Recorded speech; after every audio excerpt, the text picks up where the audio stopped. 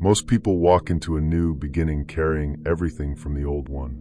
Not because they want to, not because they chose to, but because clearing something, truly clearing it, not just relocating it to a quieter shelf in the back of your mind, requires a kind of deliberate attention that the rhythm of ordinary life rarely makes room for. So the old thing travels with you, into the new job, the new relationship, the new city, the new version of yourself you were so certain you were becoming. And then at some point, usually when you least expect it, you find yourself in a situation that feels oddly familiar, a dynamic you've navigated before, a feeling you recognize from somewhere you thought you'd left, a pattern running in a brand new context, wearing new clothes but unmistakably itself. This is what uncleared things do.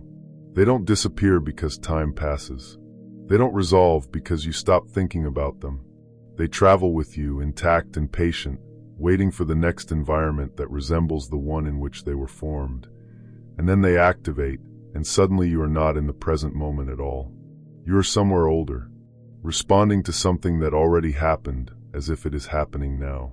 The Pisces new moon arrives on March 19th. And right now, with Mercury still retrograde, you are being given something genuinely rare. A specific window of days, centered around March 16th, in which the conditions are almost perfectly aligned for doing the clearing that most people defer indefinitely, for putting down what you've been carrying, for completing what's been traveling with you unfinished, for arriving at the new moon lighter than you came into this period. But this window has a closing time, and what you choose to do with it will determine not just how you enter the next lunar cycle, but how much of the old cycle you inadvertently bring with you into it. To understand why the days immediately before a new moon carry such unusual clearing potential, you have to understand what a new moon actually is in energetic terms. It is a moment of complete darkness, the sky stripped of its reflected light, the lunar cycle compressed to its smallest, most contracted point before the expansion begins again. Everything the previous cycle accumulated, stirred up, and left unfinished gets gathered into that darkness. And if you arrive at a new moon having done nothing with the accumulated material of the cycle that's ending, the new cycle begins carrying the weight of it. The reset is partial. The new beginning contains the old unfinished business. The 3 days before a new moon, the balsamic phase, the final exhale of the cycle, are traditionally the most powerful days for release, for completion, for conscious clearing. The energy is contracting. The impulse of the cycle is toward conclusion rather than expansion. And the specific quality of this balsamic phase, moving toward a new moon in Pisces, is extraordinary in its depth. Pisces is the sign that holds everything accumulated and unresolved. The last chapter of the entire zodiacal story. When the new moon falls in Pisces, the reset it offers is not just for the current month. It reaches back through the entire year, offering to complete and release things that have been carried far longer than a single lunar cycle. And Mercury is still retrograde, still doing its excavating work of returning unfinished things to the surface, still creating the conditions for old conversations to reopen, old feelings to resurface, old situations to demand the attention they never fully received. In the days surrounding March 16th, these two forces, the balsamic lunar pull toward release and the retrograde's returning motion, are working in the same direction. Both clearing, both completing, both asking you to look at what has been traveling with you and decide consciously what you are willing to put down before March 19th arrives. The first category of things that needs clearing before this new moon, and the one most likely to be underestimated, is the unfinished conversation. And by unfinished, the meaning runs much deeper than the obvious. A conversation you literally never completed, a discussion that got interrupted and never resumed. Those matter too. But the more significant version of the unfinished conversation is the one that technically happened but ended before the real thing was said. You know the ones. The conversation where you expressed the manageable version of the feeling because the full version felt too vulnerable, or too much, or too likely to change something you weren't sure you were ready to change. The exchange where you accepted an explanation that didn't quite satisfy you because pushing further felt like too great a risk. The discussion where you said you were fine when you weren't, or said you understood when you didn't, or said you'd moved on when some part of you clearly hadn't.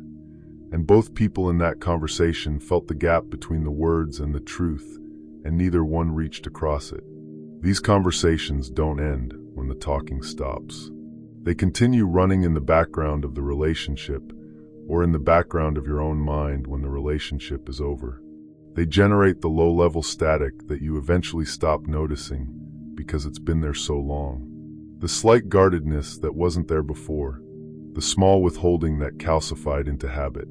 The thing you stopped bringing up because you taught yourself it wasn't worth bringing up, when what actually happened is you taught yourself your own feelings weren't worth risking the discomfort of the conversation. In the days before the Pisces new moon, with Mercury retrograde still active, something in you knows which conversations belong to this category. The knowledge arrives as a familiar slight tension when you think of certain people or certain periods of your life.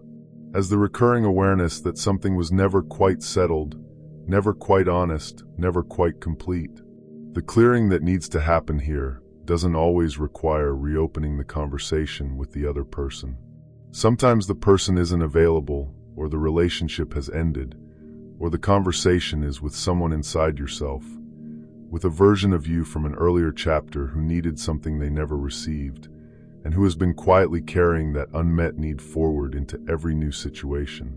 What the new moon can receive, if you give it this, is your honest acknowledgement of what those conversations were actually about. Not the version you've been maintaining, the real version. The thing you actually felt and actually needed and actually lost when the conversation ended without reaching the truth of it. Saying that to yourself, clearly, without softening it into something more comfortable, is the clearing. And it makes more room inside you than you can probably imagine until you've done it. The second category runs alongside the first, but operates at a different level. These are the emotional patterns, the recurring responses, the habitual defenses, the feelings you reach for automatically in certain kinds of situations that have been running so long you may have stopped recognizing them as patterns at all and started experiencing them as simply who you are. Mercury retrograde has a particular way of making these patterns visible, because it returns you to familiar situations, familiar dynamics, familiar types of relationships and conversations. And in that familiarity, if you're paying attention, you can see yourself responding the way you always respond. Pulling back when intimacy asks for more presence. Overfunctioning when uncertainty triggers the fear of not being enough. Becoming agreeable past the point of honesty when conflict activates the old wound around being too much or not enough, or somehow fundamentally difficult to love. You may have encountered your pattern during this retrograde already. It tends to show up in the moments of friction, in the conversation that went sideways in a way that felt oddly familiar, in the relationship dynamic that produced a feeling you felt before in different circumstances, in the internal experience of watching yourself do the thing you always do and knowing, even as you do it, that it belongs to the past more than to the present. Clearing a pattern before a new moon doesn't mean eradicating it. That's not the work of a few days, and the Pisces new moon isn't asking for a complete transformation. What it is asking for is acknowledgement, naming the pattern clearly for yourself, without the softening of self-justification. Seeing it as a pattern, a learned response developed in a specific context that may have made complete sense at the time, rather than as an immutable feature of your character. Because the moment you can see it clearly enough to call it by its actual name, you have already created a small but significant distance between yourself and the automaticity of the response. That distance is where choice lives. And choice, consciously exercised, is what the Pisces new moon can anchor and carry forward into the new cycle. The question to ask yourself in the days before March 19th is simple, even if the answer requires courage. What do I keep doing that I already know doesn't serve me? What response do I reach for, reliably, in moments of uncertainty or intimacy or conflict, that creates the exact opposite of what I actually want? And where did I learn that that response was necessary? You don't have to resolve the origin story. You just have to see it clearly enough to say, this is a pattern, and I am choosing, at this new moon, to enter the new cycle with awareness of it. That awareness alone changes what is possible. The third category of what needs clearing before this new moon is perhaps the most practically urgent, because it is also the one most directly amplified by Mercury retrograde. These are the postponed decisions, the choices you've been deferring, the answers you've been withholding, the positions you've been hedging because committing to a clear direction felt like too great an exposure. Mercury retrograde creates a very specific kind of energetic drag around deferred decisions. Because the retrograde is already a period of slowed momentum and backward review, any decision that was already hanging unresolved before the retrograde tends to get heavier during the retrograde period. The weight of not deciding accumulates. And in the days before the Pisces new moon, with the balsamic lunar energy adding its own completing pressure, deferred decisions have a way of becoming genuinely uncomfortable to keep deferring. They press on you. They insert themselves into your thinking at inconvenient moments. They generate the particular kind of fatigue that comes from carrying something without putting it down. The postponed decisions that belong to this clearing aren't the ones where you genuinely don't have enough information yet. Those can and should wait for more clarity. The ones that belong to this clearing are the decisions you already know the answer to, but have been unwilling to commit to because committing makes it real. And real means the thing you're choosing, and the things you're not choosing both become actual rather than theoretical. There is often a relationship between postponed decisions and the emotional patterns described above. The person who defers because they're afraid of being wrong, and the fear of being wrong is really a fear of being seen as deficient, is running a pattern. The person who defers because choosing definitively means accepting loss, and accepting loss means feeling grief, and feeling grief has felt unbearable for a long time. That person is running a pattern. The pattern and the deferred decision are often one system, and clearing the decision requires, at some level, looking honestly at the pattern underneath it. But the practical clearing for a deferred decision before a new moon is straightforward, even when the emotional work underneath it is complex. It is the act of deciding, internally at minimum, saying to yourself with as much clarity as you can muster, I know what I want here. I know what the honest answer is. And I am choosing, before March 19th, to stop pretending I don't know, to stop hedging against the reality of my own knowing, and to let that knowing be what it is. You don't have to execute the decision before the new moon. Sometimes action comes later, and that's appropriate. But the internal clarity, the moment of stopping the deferral and letting yourself know what you know, that is the clearing. And a Pisces new moon, which is specifically designed to help you release what has been accumulated and begin again with clarity, receives that kind of clearing with extraordinary power. The fourth and final category is the one that requires the most from you, and the one that offers the most in return. It is the truth you have been avoiding, not the truth about someone else, though there may be versions of this that involve other people, but the truth about yourself. The uncomfortable, inconvenient, entirely too honest thing about your own desires, your own choices, your own life that you have been successfully not looking at directly for some time.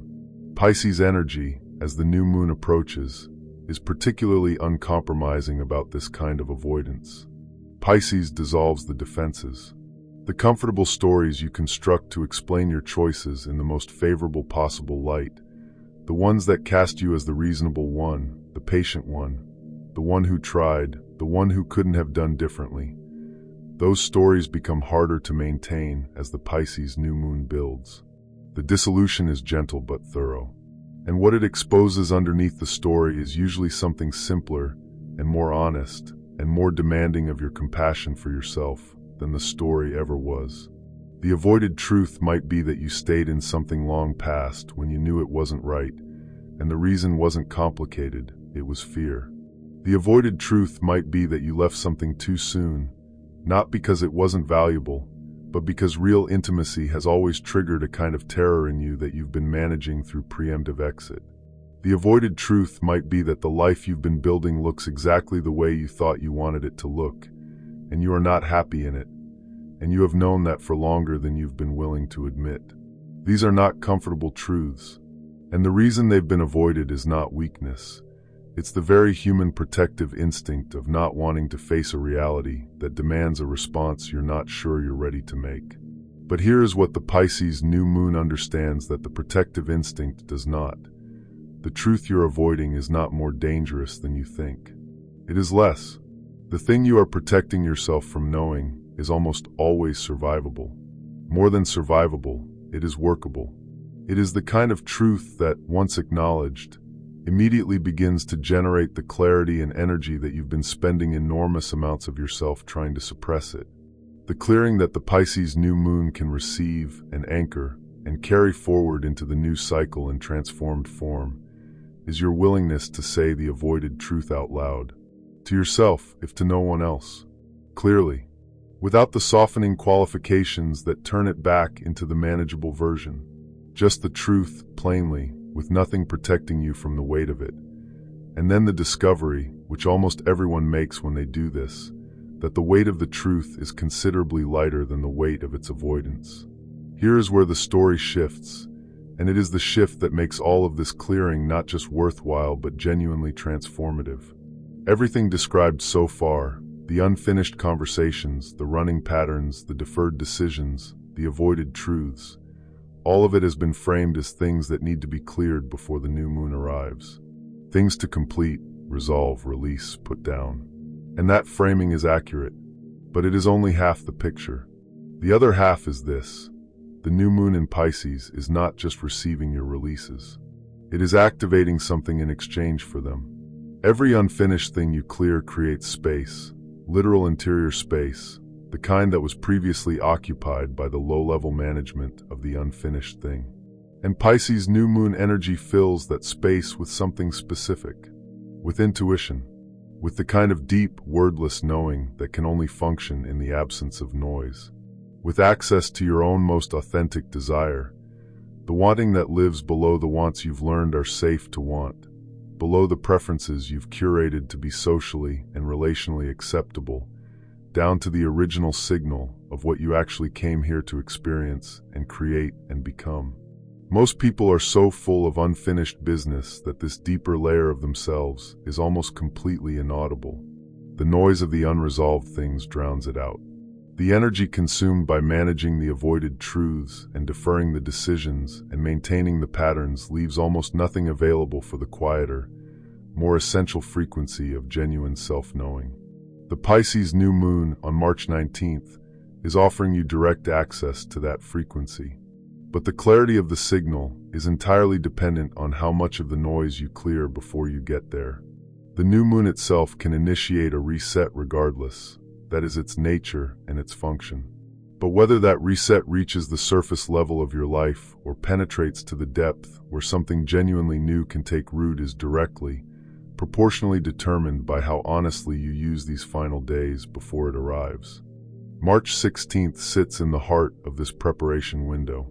The days immediately surrounding it, as the balsamic moon thins to darkness and Mercury retrograde presses forward with its final returns before stationing direct, are some of the most energetically potent clearing days of the entire year. And they are available to you right now, in real time, as you move through your ordinary days. The clearing doesn't require ceremony, though ceremony can help if that's meaningful to you. What it requires is honesty and intention. A moment of genuine stillness in which you ask yourself, without flinching and without the softening of self-protection, what am I carrying into this new moon that belongs to the old cycle? What conversation has been traveling with me unfinished? What pattern have I been living inside without fully acknowledging it as a pattern? What decision do I already know the answer to, if I stop pretending I don't? What truth about my own life am I still, even now, looking slightly away from?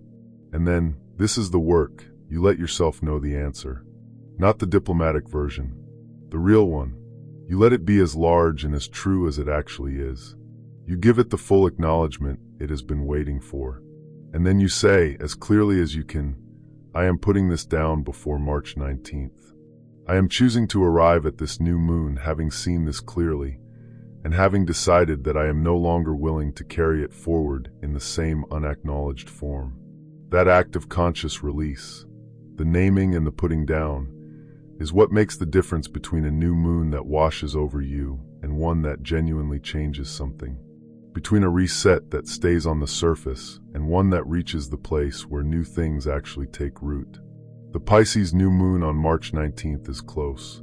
Mercury will station direct around March 20th. The window of this extraordinary overlap, retrograde excavating, new moon deepening, balsamic energy completing, is in its final days. What you do with those days is a choice. One of the most significant small choices available to you right now. In fact, precisely because it doesn't look like a significant choice from the outside. Nobody else will know whether you spent these days in the clearing or whether you spent them managing the surface as usual. The work is internal.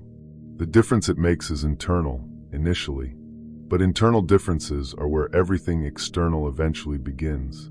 So before March 19th arrives, before the new cycle begins and the new light returns and the momentum of forward motion resumes, take one honest accounting of what you have been carrying. Not to punish yourself for carrying it. Not to be overwhelmed by the accumulated weight of everything unresolved. Just to see it clearly, with the compassionate directness of someone who has decided they are ready to travel lighter. The unfinished conversation, the running pattern, the deferred decision, the avoided truth.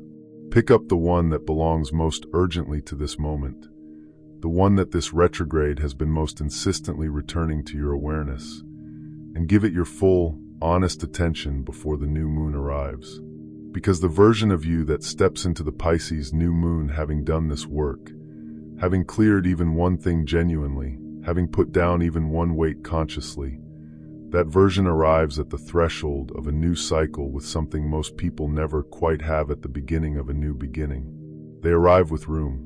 Room for what the new cycle is actually offering. Room for the intuition and the clarity and the authentic desire that the Pisces new moon is trying to activate. Room for something genuinely new, arriving into space that has been consciously prepared to receive it. The new moon is 3 days away.